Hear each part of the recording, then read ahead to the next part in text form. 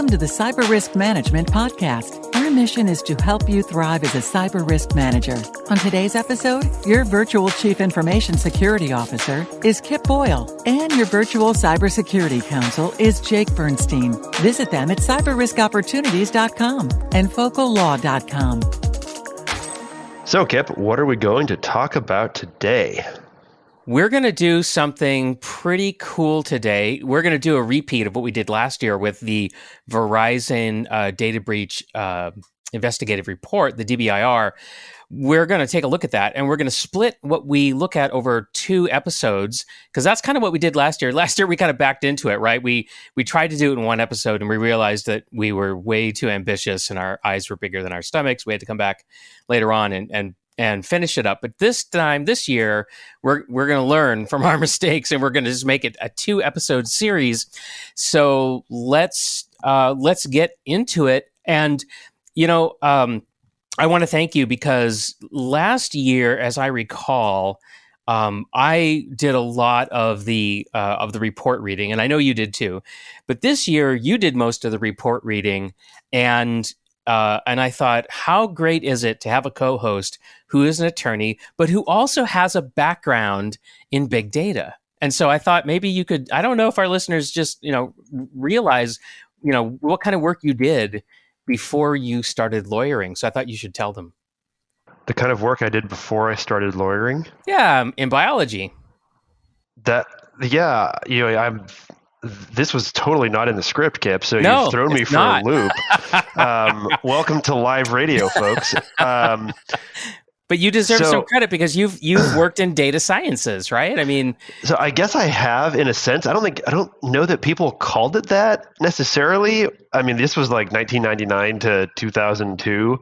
But yeah, that is true. I mean, I did work in science labs, and I guess what you're saying is I have experience looking at charts and graphs, and that is true. Yeah. I have a hard science background, and it is absolutely the case that I have plenty of experience dealing with this. Actually, now that you mention it, it does make it a lot easier to read this stuff and not just have your eyes glaze over. I mean, I remember reading, molecular biology articles in scientific journals where you have to interpret the graphs as well, and it maybe it sounds like a silly thing, but it's really not. Like, I think it's a good skill. Oh, it's absolutely a great skill, and I think one thing in particular that I admire about it is that just because somebody shows you a chart or whatever, or says, well, here's the mean value or whatever, you really do need to dig a little, right? Because you do really need to understand, well, what is the data set exactly? Because, there's, the distribution curve, like, what does that look like? I mean, there's more to it, right? Than just taking the bottom line. If you really want to understand what's going on, you really have to dig down a layer or two. And I just think, I think you're very good at that. And I just want our listeners to know that that you're bringing all of those skills into the next 2 episodes. So just wanted to give you some recognition. True. I gotta have some scientific analysis here. Yeah, and that's kind of that's what we're trying to do, isn't it? We're taking large data sets and we're trying to do a little science here. We're trying to let the data tell us what's really happening rather than the headlines, because I think that's what a lot of people do is they watch news media, they see what's being reported, or Hollywood has a huge voice in this, right? Based on the shows that they produce and the movies that they put out. And here's an opportunity to actually look at data and let data inform us about what's happening. And I really appreciate that. That's why I like this report, and that's why I'm glad that we're going to cover it. Now, here's how we're going to cover it. So today we're going to look at the overall findings, the total data set and what is in there. In the next episode, we're going to look at the industry breakouts, and we're going to actually see which industries are doing well, which ones are under attack, how they're being attacked, because that's something that we see is that different industries suffer different types of attacks because they have different assets to exploit or assets to capture and so forth. So, right. So that's how we're going to do this. And I think we should start with definitions, right? Jake, isn't that your favorite thing as a lawyer? A lawyer's favorite thing. is absolutely definitions. They're just so important, right? And today, I want to draw special attention, I think, again, to how the DBIR handles incident versus breach. And it's interesting. I think this is a key definition, not just for the DBIR, but for all cybersecurity discussions all the time, everywhere. And I've even started to become very particular when I talk with clients about what they're experiencing. People are very quick to toss out the word breach when they actually mean incident. So, I think let me just start with the term incident. The DBIR defines incident, as a security event that compromises the integrity, confidentiality, or availability of an information asset, period. A breach, and this is critical, is an incident that results in the confirmed disclosure, not just potential exposure, of data to an unauthorized party. So, let's do the little all males are okay. I'm just going to drop that. The situation here is that logic is that all breaches are incidents, but not all incidents are breaches. Yes, this I think is really important. It is really important, and I think cyber security in general suffers from overloaded terms. It's riddled throughout the work. There's just so many, like policy. The word policy is a wildly overloaded term, right? Is. I mean, we could be talking about a setting in a firewall or in an authentication server, like super technical thing, or we could be talking about a written information security program as required by state law, right? And many other possible definitions. So I'm glad that you did that, because I'm certainly guilty sometimes of throwing my terms around a little loosely. But all right, so now that we've got that cleared up, I think that's an important gateway to understanding the report, and also just improving the quality of our conversation, so that when we say incident, we really are being clear about what we're saying. And I think ransomware attacks, for example, are in the news. That's one of the types of attacks that has been making headlines lately. And most ransomware attacks are not breaches, but of course they are incidents. Sometimes the ransomware attack turns into a breach, but that's when we have a confirmed data release to unauthorized parties, not just a suspected one, as you said. So, yeah, great. Okay, foundation is laid for our conversation. Right. So tell us the numbers, Kip. Okay, let's take a look at the report. So as they do, they segregate these things out. So we've got 79,635 incidents. Now, that's a big number, but they have quality standards. Turns out the DBIR writing team has quality standards. They don't date every incident that comes along. So only 29,207 of those are actually worthy of study. And of the 29,000, only 5,258 were confirmed data breaches. So, just a fraction. Yep. And still, just for some hard-hitting statistical analysis here, I took that 29,000 number and I divided it by the number of days in a year. I'm talking this is some deep analysis. Even with that massive, less than half reduction, that means that on average, we're still talking about 80 incidents, 80 quality incidents per day. Per day. Okay. Per day. That's the mean, not the median, right? Yes, that is the mean. That is exact. That is a completely, I just find it interesting because, what does 29,000 mean? Is that a big number? Is it not a big number? I think it's a lot of data, which is great. Yeah. If I was in charge of a team that had 80 high quality incidents a day, I'd go crazy. Oh, yeah.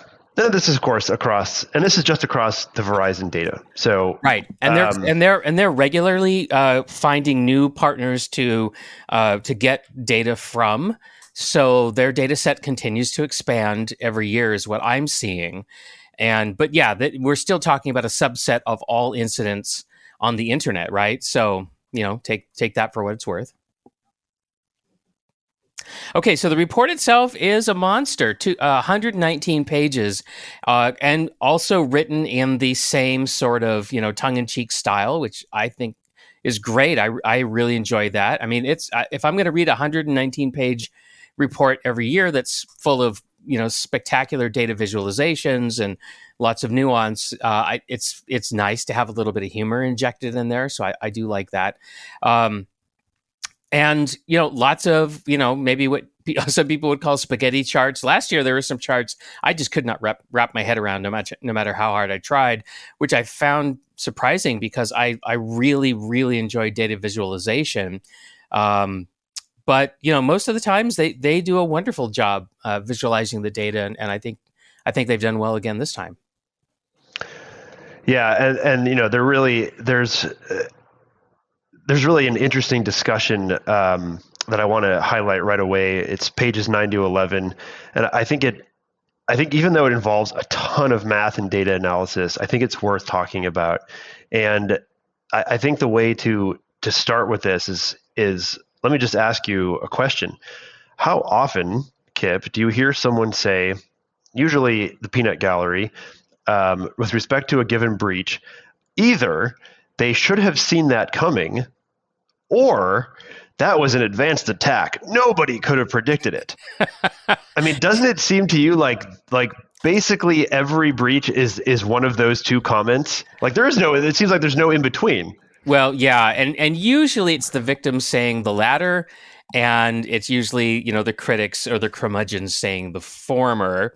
But I mean, obviously not every incident can be accurately put into both of those buckets at the same time, right?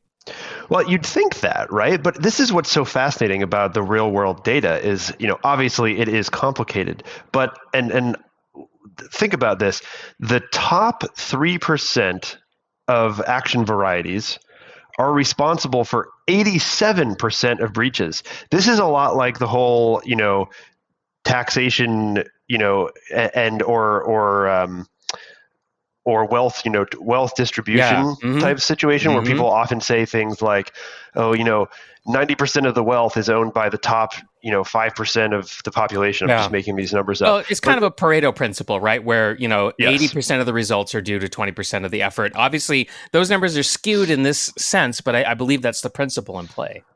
But what it tells us is that actually those two responses are statistically not inaccurate. There's 87% of breaches are caused by, only the top 3% of varieties, which means you should have seen that coming. Whereas there's a very long tail composed of a whole lot of low probability events where you might be tempted to say, oh, that was an advanced attack. What could we say? I think that my takeaway as a lawyer, at least, is that there is absolutely a set of breach varieties where failure to be prepared, I think, is sheer negligence, maybe even gross negligence, right? It's like these are so common that you absolutely should be prepared for them. On the other hand, there are tons of ways that a breach can occur that almost never happen. And though those events are worth training for, I don't know how much money should be spent preventing them. It's an interesting issue. And I'm not really sure what else to take from that other than, this stuff is hard. Yeah. Well, let me, this is very insightful, but I think it actually does map to my experience, which is the following. And I write about this in my book, right? So phishing is a variety of, is one of the actions, right? As this report talks about it, it's one of the varieties of action, but you can get a phish in your inbox that's going to look different today than what you're going to get 6 months from now or what you got 6 months before, because those phishing attacks are customized based on the dominant headlines in the news, right? So if there's some kind of a humanitarian crisis, you're going to get a phish that's going to be about donate money to the Red Cross. If they're and so it's absolutely going to be customized. So it's going to look and feel different, and it's going to have different effectiveness. But at the end of the day, it's still a phish, right? So everybody should know phishing attacks happen, but you may not realize that that appeal that you just got to donate to the survivors of a hurricane is actually a phish. So yeah, I guess that makes sense. Yeah, and it's there's a little interesting discussion here about trying to a thought experiment of considering how often your security information event management system generates critical alerts that need immediate review. I think most people would say, well, that happens every time I'm on call, and it doesn't happen when I'm not on call, which of course is semi-humorous, but it may feel that way. The reality, though, is that critical SIM events fall into everyone's laps completely indiscriminately. Like there is not like it is a I like the technical term. It's extremely spiky, the graph, and this is I think it is. This is the type of information that I think I could see this being used in law as either a kind of pro prosecution or pro defense, depending on the situation. So anyway, I think that's enough of these difficult to understand statistics. So let's just go ahead and dig into the data itself. Would you like to guess, Kip, who the most common actors were this year? One guess. It's hardly a fair question to me because I've read the report, but I'll play along and say external threat actors motivated by money, which is the fancy way of saying organized crime. Yeah, bingo. Organized crime, to no one's great surprise, is responsible for about 80% of breaches. Just remember the breach incident dichotomy. And in fact, and this is interesting, state-affiliated actors account for only about 5% of all attacks resulting in breaches. I think that the reason that's important is kind of going back very briefly to the discussion we just had. I think there's a sense out there in the community and possibly within society at large that it's not fair to expect any private entity to fend off a state actor, right? How can any company, with the possible exception of like the massive, huge tech companies that own the cloud infrastructure, ever really be able to fight off a military unit, working out, being supported by taxpayers in various countries. Which is another way of saying unlimited budgets. Unlimited budgets, which I think is fair, right? I think that's a fair thing. However, I think what tends to happen is people, probably as a defense mechanism, tend to blame state actors far more often than is justified. And this statistic shows that. It is 1 in 20, but it's also only 1 in 20, which means 19 out of 20 breaches are not state affiliated. Right. And as a CISO, the way that I think about this is I realize that if I'm connected to the internet and I'm relying on it to do business, which everybody is, it's really not an option to not use the internet. I wish it was, because that would be an easy way to deal with all of this, is just shut it all off. But because I have to be connected to the internet, and if organized crime is responsible for about 80% of the breaches, well, there you go. There's my threat model for the most part, right? At a high level, that's my threat model, is organized crime. Now, there's a long tail of all kinds of other stuff going on here. I get it. But, that's what I talk to my customers about. It's like, it's organized crime. And oh, by the way, there is no digital police. There are no digital courts. There are no digital, anythings to protect you. You've got to do it yourself. So yeah. Anyway, so that makes sense, and it's nice to see that the data this year, kind of reinforces that.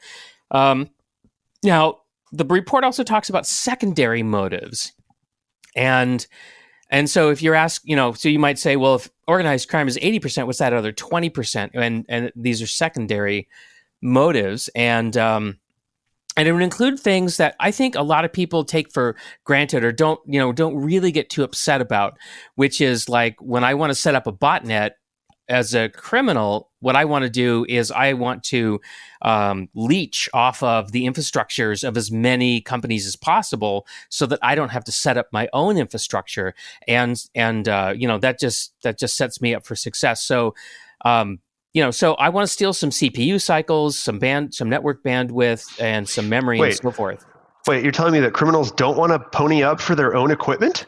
Well, when they do, it's actually pretty easy. Just steal a credit card and go to AWS, and there you go.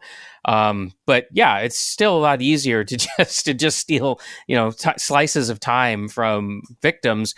And I think a lot of people don't really think of that as a big deal, as long as the criminals aren't stealing too much, right? They just kind of think of it as like shrinkage.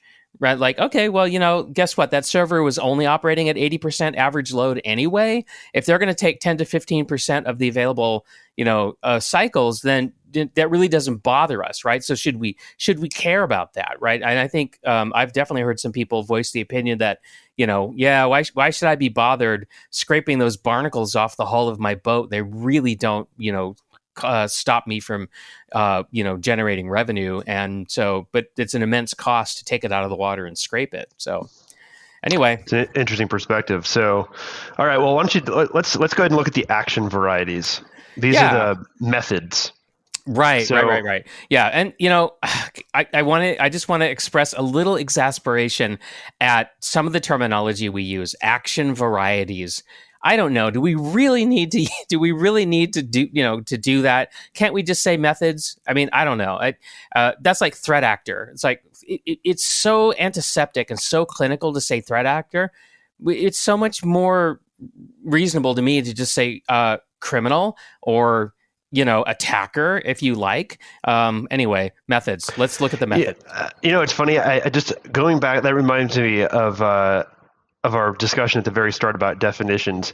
I guess I'll take the contrary position and just say, I think that precise terms, even if they're antiseptic, can be critical to discussing these issues. And I think that, in fact, there is a lot of confusion in the industry because of the many, many different terms. Threat actor might be antiseptic, but it does cover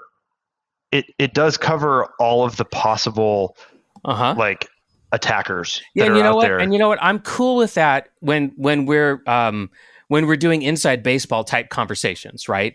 Where I think it isn't appropriate and not helpful is when it's appearing in news stories. I agree with that. And people who are not deep into it, like you and I are looking at it, and I think that's one of the reasons why their eyes just glaze over, because it's like listening to a doctor talk to another doctor. Like, I don't know what the hell they're talking about. Can I just I'm gonna watch TV.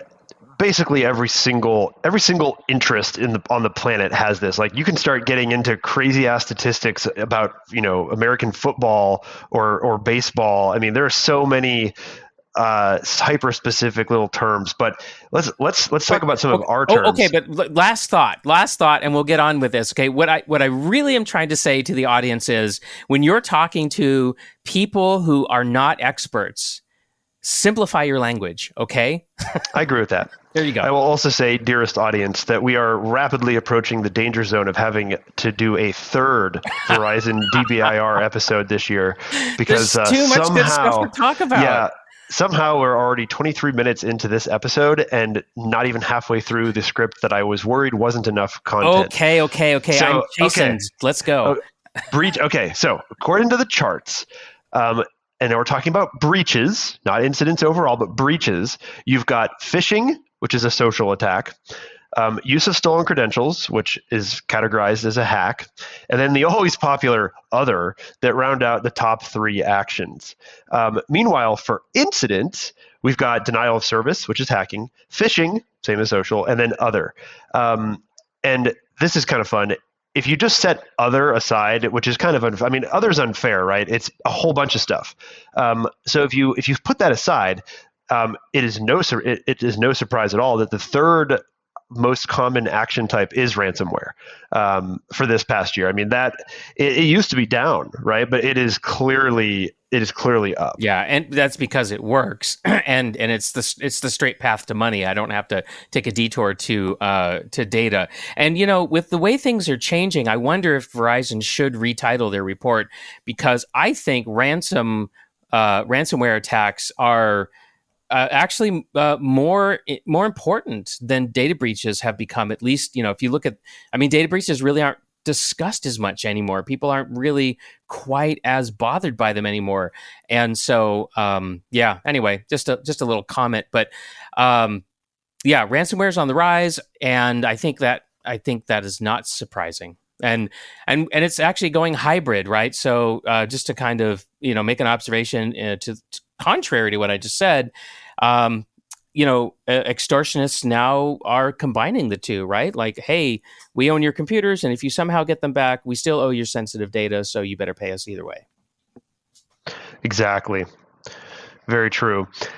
Another interesting data point, shockingly, given that we are discussing a highly statistically analyzed set of information here, when you combine the actions into broader types, and this is sort of depressing, but I think is an area for opportunity. You find that error accounts for 17% of all breaches. Let's think about that for a second.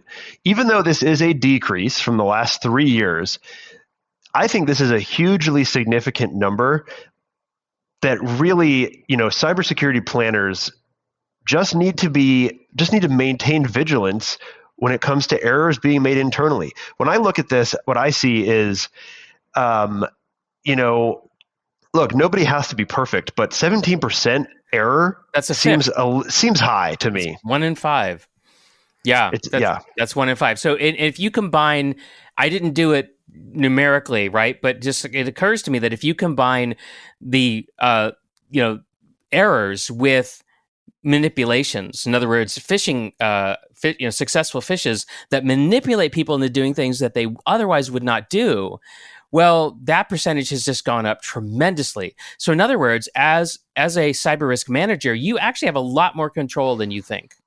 I think that's right. I think one of the things that this report really does show over time is that this isn't unknowable, right? This is not stuff that I just can't figure it out. Like, I think that our industry tends to be a little, I'm not sure how to say it exactly. I think we tend to think that, this is, we need an unlimited budget and there's never enough money and there's never enough people and we just can't possibly handle it. And I'm not saying that, we don't need more money and we don't need more people. I think we do as an industry, but I do think we need to take a deep breath and realize that in fact we can understand a lot of these patterns. Yeah. And not only that, but in my work with my customers, it's often the case when I build them a risk mitigation plan, and I often am doing it from a perspective of like, hey, let's be business savvy about this. Let's just not turn it into a technology safari. But what I find is that a lot of the mitigations don't cost a lot. There's a lot of low-hanging fruit that can be picked, and you can make a lot of differences without spending a ton of money. You just have to have the will, I think, to do some of these things. You do it, and I'm having a moment of deja vu. I may have said this literally last episode, but again, I come back to this. What's the difference between a mob and an army? It's being organized, right? And I think so often, at least I see that our customers and clients just haven't thought through some of these issues. And Sun Tzu, Art of War, like if you don't spend the time to know yourself and know your enemy, like you're going to lose the battle. Yeah. So and that's why I kind of railed a moment ago on the use of all these antiseptic, jargony kind of terms, because I think those kinds of barriers are one reason why a lot of senior decision makers in organizations feel like this is outside of their grasp. Is nobody's really broken it down and made it easy for them to understand. So anyway, I think that's a factor. But okay, so the report has more to say about action varieties, and this year they actually break them down according to stage of breach. So if you think about breaches have life cycles, right? There's a beginning, a middle, and an end. And so they've actually, in the report, laid it out. And so hacking, error, and social engineering are in the top three of the beginning of the breaches that they studied. So hacking, error, and social engineering. So in other words, that's how people get in. That's how these criminals get in. But malware and hacking dominate the middle and the end stages, with social and error rounding out the top three. So if you take a look at figure 25 in the report, and yes, that is my way of encouraging you to go get your own copy of the report and crack it open. Jake and I can't possibly give you all the information you need. Even in 2 episodes or 3 episodes, you've got to go get this report and read it for yourself. Look at figure 25. That's where you're going to see this. Yeah, and this is pretty helpful because what it shows you is it really suggests effective kind of intervention strategies and tactics along each stage. Like if we know that, obviously at the beginning of a breach, someone's got to get in somehow. It's, if we know that error accounts for almost over a quarter of successful breaches, that's useful information. That means we can really do a lot of good by trying to cut down on those internal errors. So I do also want to check in on the top hacking vectors. So this is a breakdown of the hacking action type. And look, while the vast majority do involve web applications, this is interesting. New this year is the desktop sharing vector, which is a clear result of the working from home reality of the COVID era. That really is pretty fascinating. Yeah, that's something we need to point out, is that the data set this year includes the kinds of things that were going on during the pandemic and the quarantines, and the massive shift to remote work. That's part of this data set. It is, exactly. And obviously web application is, outweighs them all by huge, but with desktop sharing as, hitting that 5% threshold, hey, look, that's that is 1 in 20. It's still worth considering.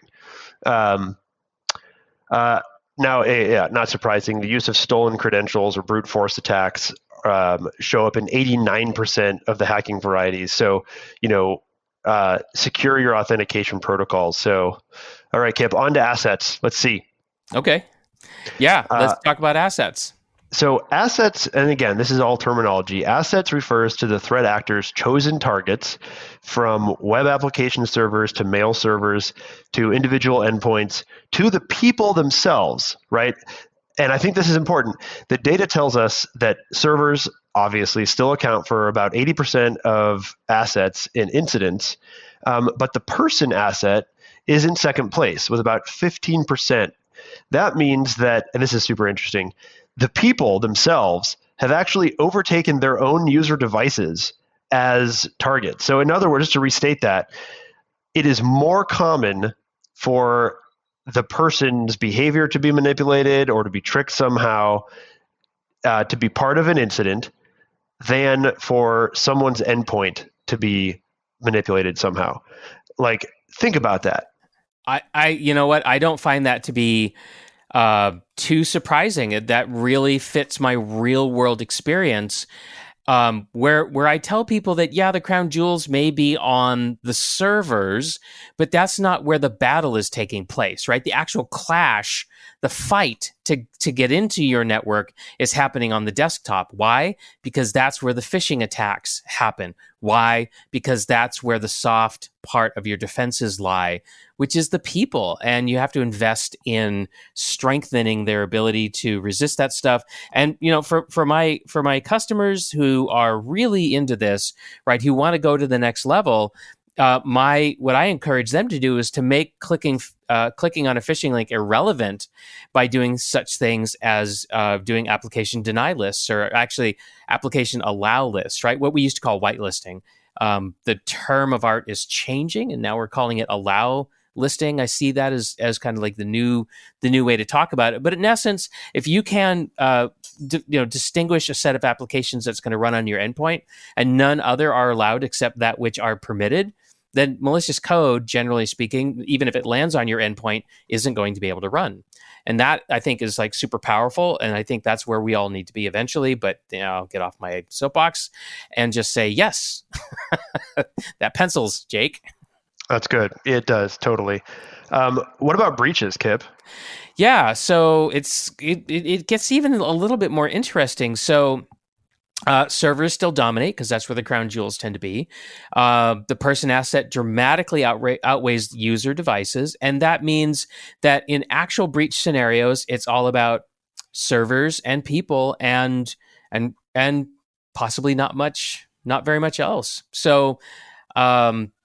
And so the DBIR states that this makes sense because what they're saying is that breaches are moving more towards social and web app vectors, and those are becoming more server-based. So, the gathering of credentials and using them against cloud-based email systems as an example.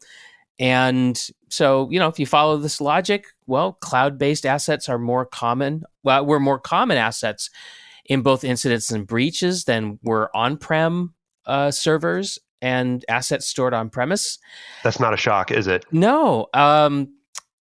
So guess what? Cloud does not automatically mean secure. I don't think we've ever said that it did. And in fact, I think if you go back into all of our previous episodes, what we're trying to tell you and what this data is actually telling you is, cloud is not inherently secure, and you're going to have to do some work, folks. We've been consistent on that message. I don't think that the cloud industry as a whole has been consistent on that message. They've been consistent on a different message. On a different message, yes.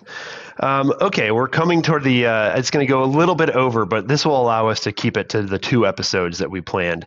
There is some interesting analysis on the age of vulnerabilities.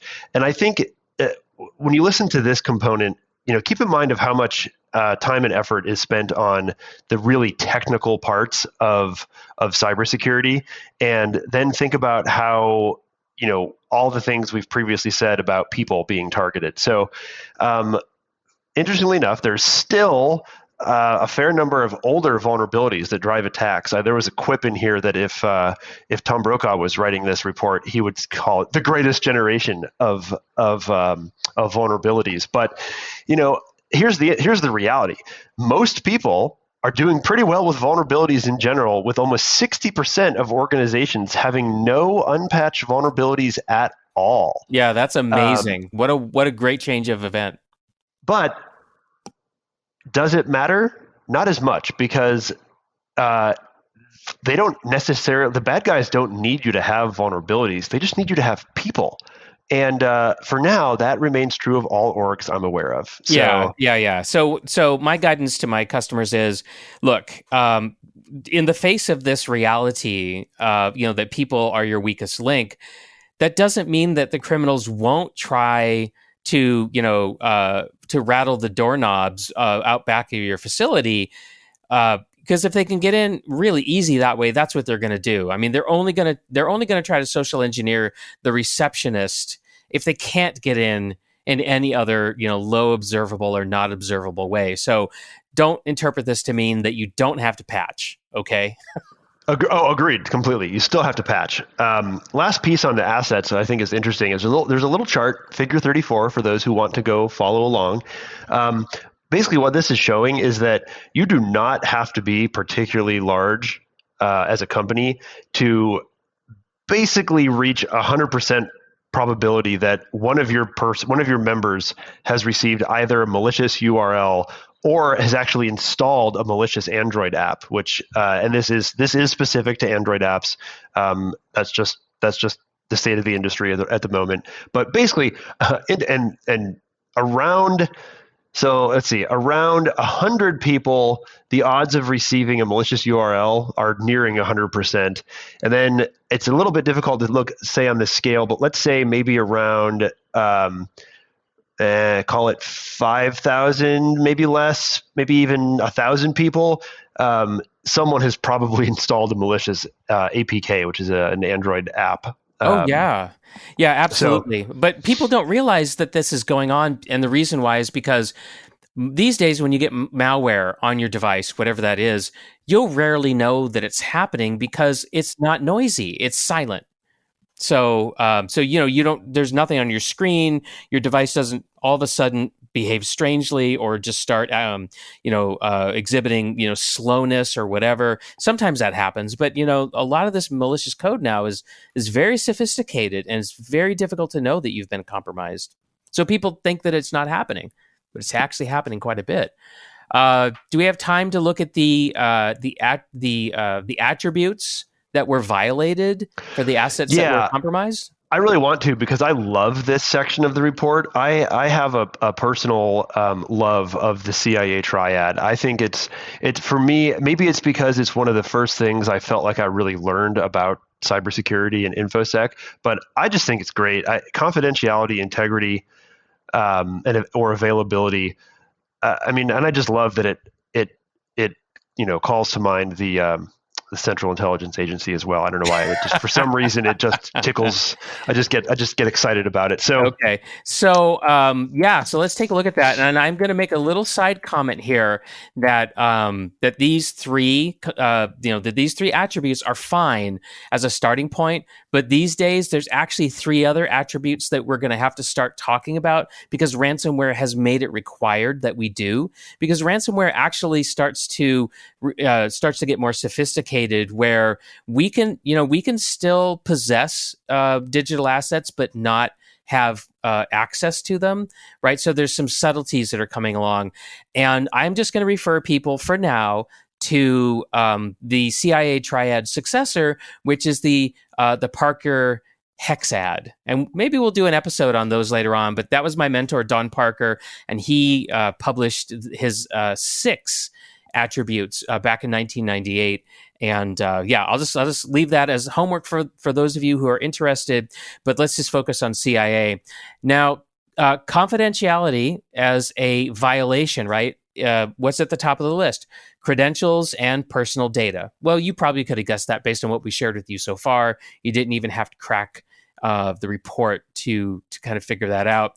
But when a breach is caused by error, then personal data is in the top place, followed by medical information. And what this really means is that attackers want credentials, and that a mistake is most likely to result in the disclosure of personal data.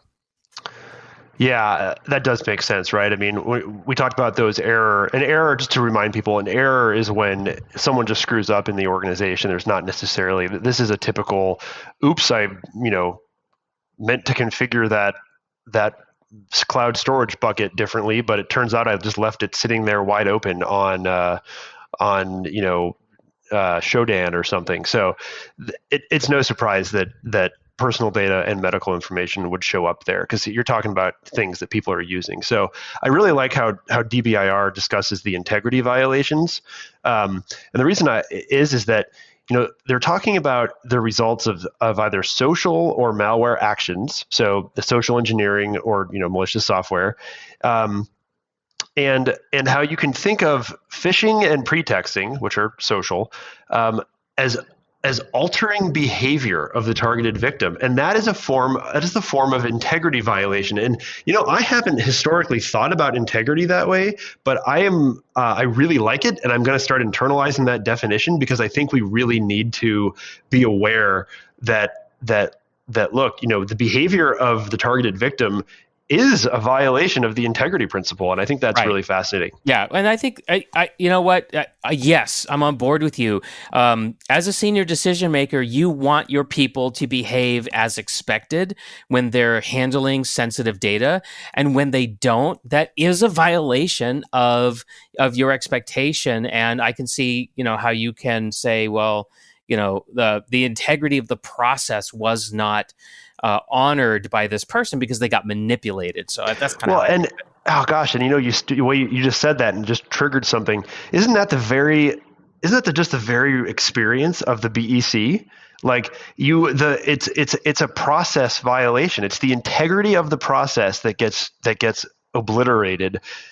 Yeah, so there you go. That to me, that just cements it. Okay, so for malware actions, no surprise at all. Software installation is the second place on these charts, and that's just because of the high number of system intrusion pattern cases that involve a malware component. Really, no surprise there. Yeah, and that's why I go back to my challenge. Right, is make the downloading of a piece of malicious code irrelevant by not even allowing it to execute. And one of the easiest ways you can do that in a lot of cases is to just don't let your folks browse the internet and read email with their admin accounts. So, I mean, that's not going to stop everything, but that's going to really help. So, yeah, malware, it continues to be a problem. So, all right, we're just about done. What's the final attribute? This is no surprise. Availability, guess what? Obscuration and loss are the top two varieties, with obscuration 80%. All that means is ransomware, right? It's you have the data, but you can't read it. That's just what that means. No surprise. I'd like to hit on the timeline data, but I think we'll have to do that next time. Okay, well, that's not a problem. Since we're going to come back, we'll just roll that over into the next episode. And so, folks, you need to come back, and we'll pick up this conversation there, and then we'll continue next episode by diving into the industry-specific information, which I think is super useful when you are talking to your board or other senior decision makers about what's actually going on in your industry. When you contextualize it, you make it more relevant and you make it more compelling. So, any final words, Jake? Download the report and keep it handy. Yeah, see if you can get ahead of us too. I mean, and get ready for the next episode. And so we're going to wrap up today's episode of the Cyber Risk Management Podcast right now. So we did part one of our analysis of the 2021 edition of the Verizon Data Breach Investigations Report, the DBIR. And hopefully you learned along with us. Next time, again, we're going to get into that industry data. And so we hope you'll be back. So we'll see you next time. See you next time. Thanks for joining us today on the Cyber Risk Management Podcast. Remember that cyber risk management is a team sport, so include your senior decision makers, legal department, HR, and IT for full effectiveness. So, if you want to manage cyber as the dynamic business risk it has become, we can help. Find out more by visiting us at cyberriskopportunities.com and focallaw.com. Thanks for tuning in. See you next time.